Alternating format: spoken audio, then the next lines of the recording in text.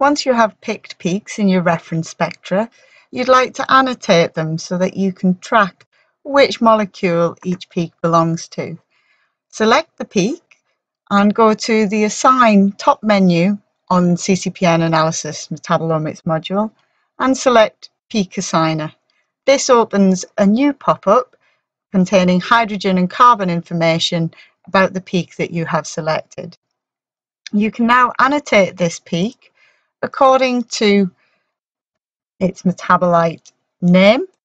You could use the digits of the HMDB ID codes, and you could even use the atomic position found there. And once you're happy with the assignment you've made, click Assign, and an annotation will appear next to the peak. If you're unsure how to annotate your peaks, have a look on the website on the HMDB, and you can see that there is an identifying number and also on the reference spectra image numbers for the peaks that you might like to use. Of course, it's free text, so you can do whatever you want with that.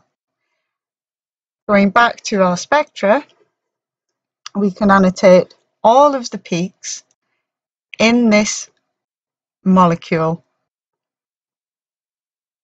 in this manner, assigning them unique identifiers for their atomic position, whilst also preserving the type of molecule that it comes from.